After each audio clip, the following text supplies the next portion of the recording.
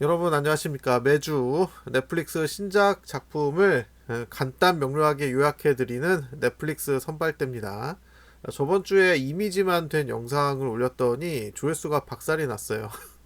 그래서 이번 주에는 다시 더빙으로 할 건데, 더빙이 싫으신 분은 소리를 끄고 보시면 되겠습니다. 첫 번째 작품은 이사랑 통역 되나요? 9개의 작품 중에 첫 번째 작품이에요.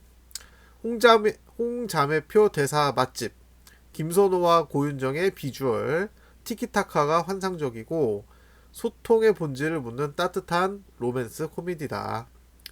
근데 이제 갈리는 부분이 극 중에 호러 영화 설정이 있다고 하네요. 그래서 그게 그 전개랑 좀 겉도는 느낌이 있다. 그런 단점이 있다고 합니다. 자, 두 번째는 솔로지옥, 다섯 번째죠.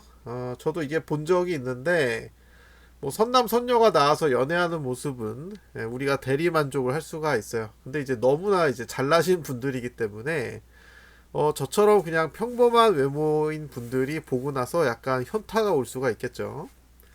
자, 이번 다섯 번째 시즌에서는 테토녀들의 직진 로맨스가 압권이다. 오히려 여자가 먼저 다가간다 이 얘기죠. 진실 게임의 긴장감이 역대 최강이다.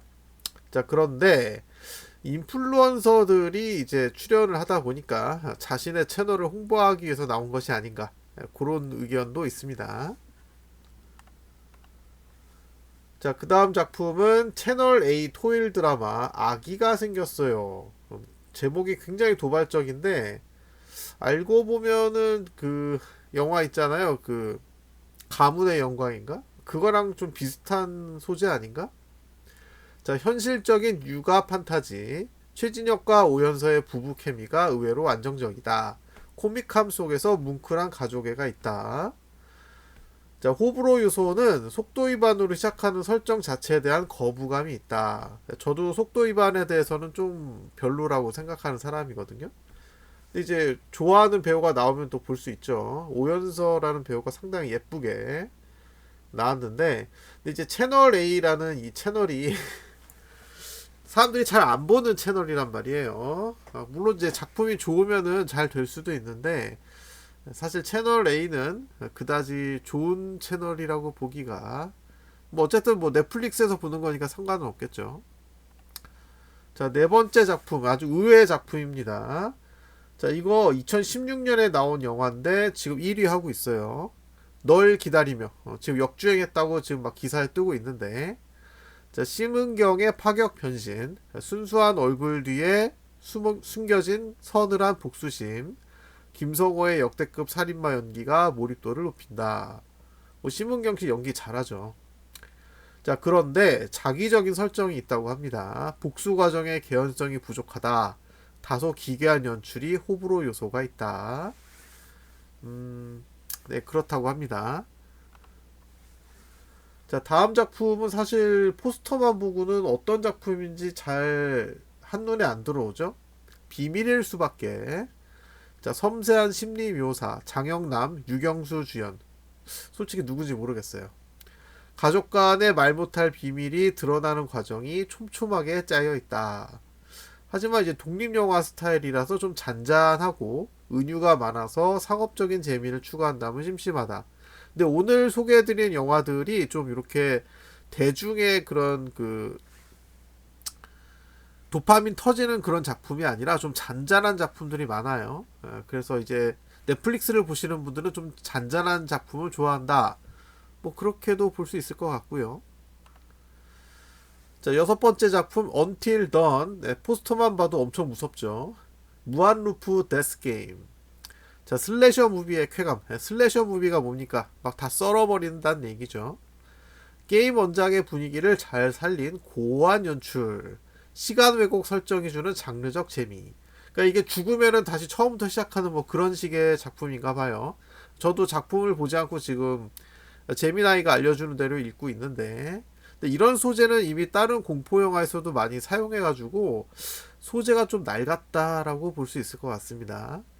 자, 뻔한 클리셰, 공포영화 특유의 답답한 캐릭터 행동이 반복되어 신선함은 다소 부족하다. 그러니까 내가 저 상황에서는 저런 행동을 안 할 텐데 뭐 그렇게 보시는 분들이 아마 있을 거라고 생각합니다. 근데 사람이 공포에 질리면은 좀 바보같이 행동할 수 있잖아요. 그죠? 자, 일곱 번째 작품. 자, 2016년 영화죠. 김기덕 감독과 이제 유승범 주연의 그 남한의 표류에서 고난을 겪게 된 북한 어부의 이야기라고 하고요. 뭐 아시는 분 아시겠지만 김기덕 감독님은 굉장히 예술성 있는 영화를 많이 만드셨는데 지난 코로나가 한창이던 시절에 이제 돌아가셨거든요. 그래서 이제는 더 이상 그분의 작품을 볼 수가 없다. 어쨌든 이런 작품이 있었다는 건 저도 처음 알았고요. 자, 류승범의 신들린 연기가 압권이다. 맨날 코믹한 연기만 보다가 이번엔 좀 진지한 연기를 한 것 같습니다. 자, 거친 연출, 김기덕 감독 특유의 날 것 그대로의 묘사가 시청자에 따라서 매우 불쾌할 수 있다. 근데 어떤 예술가가 이런 얘기를 하더라고요.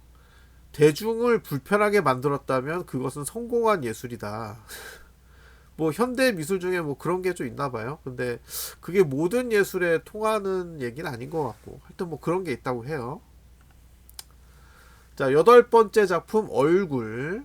자, 연상호 감독 알죠? 네, 부산행의 그 감독.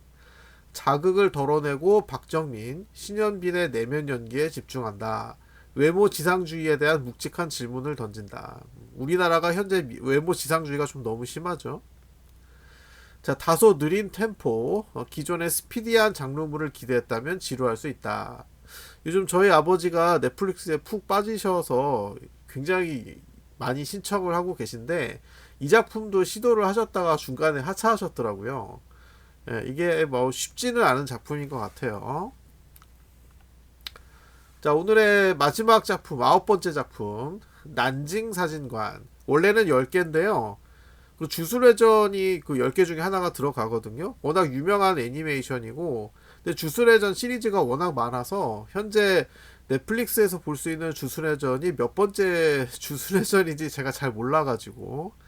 근데 아마 보신 분들은 이미 다 보셨을 거라고 보고, 그냥 이렇게 말씀을 드립니다.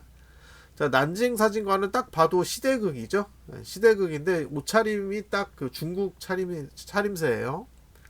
자, 역사적 울림. 난징 대학살의 참상을 사진 기록으로 기록하는 시민들의 사투. 심파 없이 담백해서 더 슬픈 수작이다. 뭐 독립운동 이런 쪽하고 관련이 있나 봐요. 심리적인 압박, 소재 자체가 매우 무겁고 고통스러워 마음의 준비가 필요하다. 근데 원래 이런 작품의 특징 아니겠습니까? 이 맛에 보는 거죠. 네. 어쨌든 뭐 숨겨진 역사의 한 면을 볼 수도 있는 거고. 자, 이렇게 해서 이번 주에 신작들을 한번 쭉 살펴봤습니다. 제가 다 보고 말씀드리면 더 좋겠지만 저도 시간이 한정되어 있기 때문에 AI의 도움을 받아서 이렇게 짤막하게 소개를 해드리는 거고요. 혹시 그 의견이 있으시거나 개선 사항이 있다면 허심탄회하게 댓글로 남겨주시기 바랍니다. 자, 구독 부탁드리고요. 여기서 물러가도록 하겠습니다. 시청해 주셔서 감사합니다.